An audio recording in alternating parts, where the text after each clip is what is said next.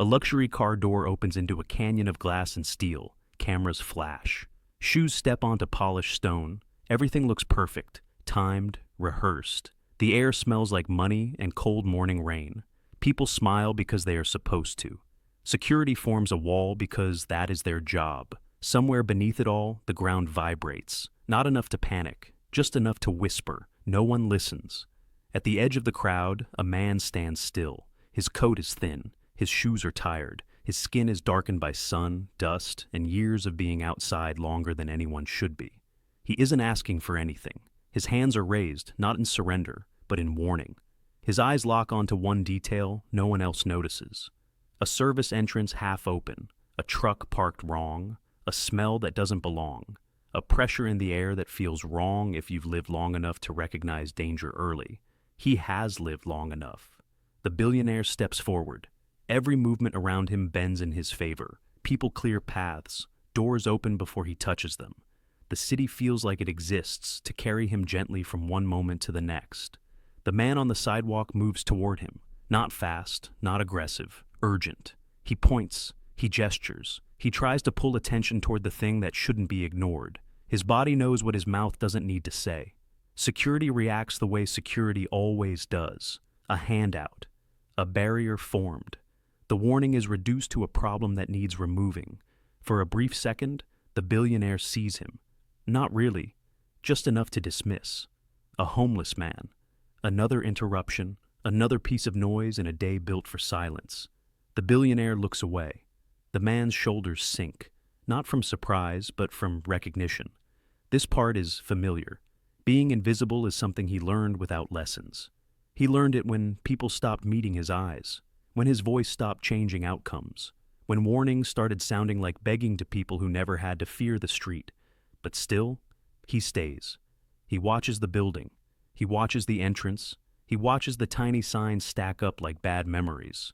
The billionaire walks closer to the doors. His reflection stretches across the glass, tall, confident, untouchable. Inside waits applause, headlines. Another proof that control is something you can buy. Behind him, the man steps into a puddle without noticing. Cold water soaks through his shoe. He doesn't flinch. His focus is locked on the danger curling quietly beneath the surface. The city hum grows louder. Metal tightens. Something strains. The man raises his hands again, higher this time. Desperate now. He knows what happens next because he has seen it before. Maybe not here, but somewhere else, some other time, when nobody listened until it was too late. The billionaire reaches the entrance. The doors begin to open, and the ground finally decides to speak. He doesn't know it yet, but the warning he ignored is about to become impossible to escape.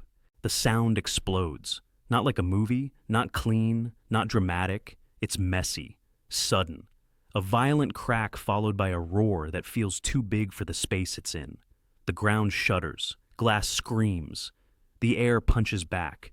People freeze for half a second. The most dangerous half second of all. Then everything breaks. Cameras fall. Security formations scatter. The perfect lines dissolve into bodies moving without rhythm or reason. Someone trips. Someone shouts. Someone's scream cuts through the noise like a blade.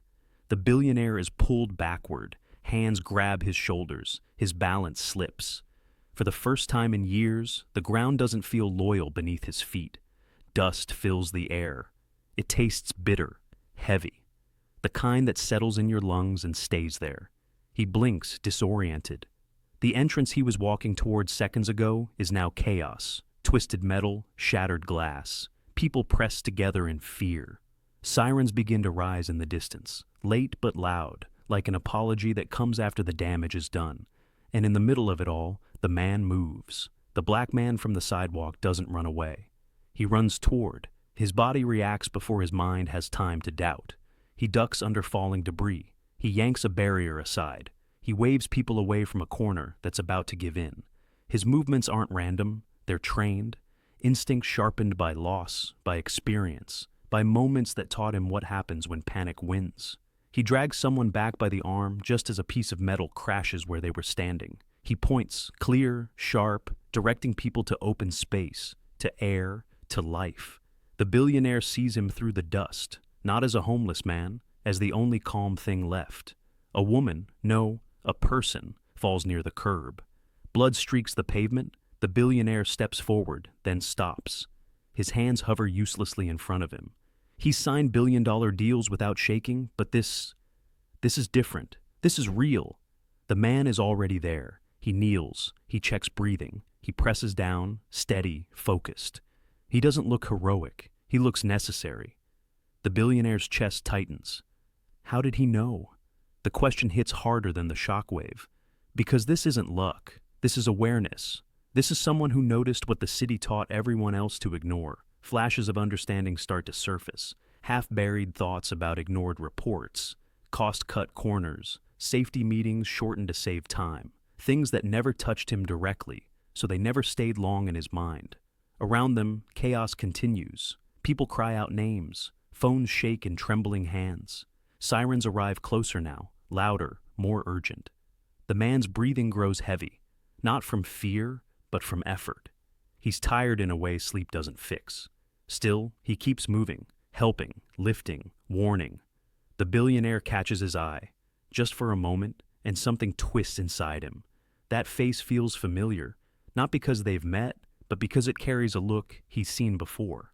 A look worn by people who try to stop disasters and get blamed for being in the way. The dust begins to settle. Emergency lights paint the street in red and blue. The crowd thins into pockets of shock and silence. The building stands wounded, exposed, no longer impressive. The billionaire stands still, heart pounding, as the truth presses in. This didn't come out of nowhere. Someone tried to stop it. As the sirens scream overhead, the billionaire realizes the most dangerous thing wasn't the collapse. It was the warning he chose not to hear. The noise fades, but the silence is louder. Sirens drift into the background. Dust settles on shoulders, on hair, on the ground where moments ago people were running for their lives. The street looks older now, honest, like it stopped pretending.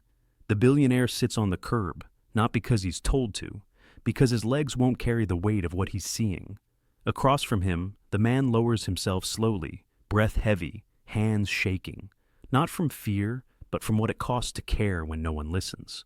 His eyes stay fixed on the broken entrance, as if replaying the seconds that could have been different. The billionaire finally understands.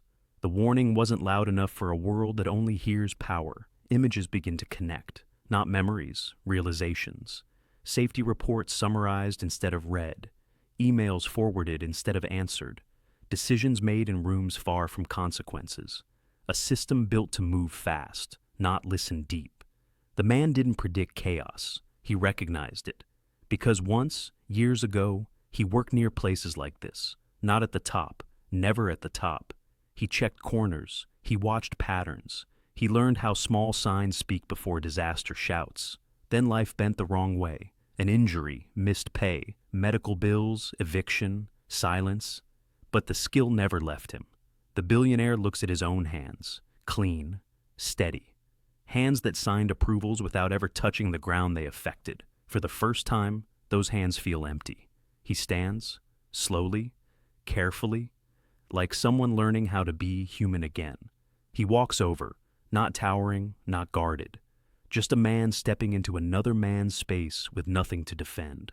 He takes off his coat, places it gently around someone shivering nearby. He lifts debris alongside emergency workers. He listens instead of directing, each action small, each one deliberate. Then he turns back to the man. There is no grand gesture, no speech, just eye contact held longer than comfort allows. An unspoken apology that doesn't ask to be forgiven. In the days that follow, the city changes in quiet ways. Barriers are removed, not just physical ones. Safety channels open to voices that were once filtered out. Warnings are treated like warnings, not interruptions. The man's knowledge is respected, not used, respected. The billionaire doesn't disappear back into comfort. He learns to sit with discomfort. Weeks later, the entrance stands repaired, stronger, clearer, signs posted where silence used to be, a place for people to speak before things fall apart. The curb where the billionaire sat is empty now, but it means something, because power didn't save the day. Attention did. Listening did. And one man, with nothing left to lose, still chose to warn a world that trained itself not to hear him. The camera lingers on the street, on the ordinary people passing by, on the quiet truth stitched into the pavement. Sometimes the people we overlook are the only ones standing between us and disaster.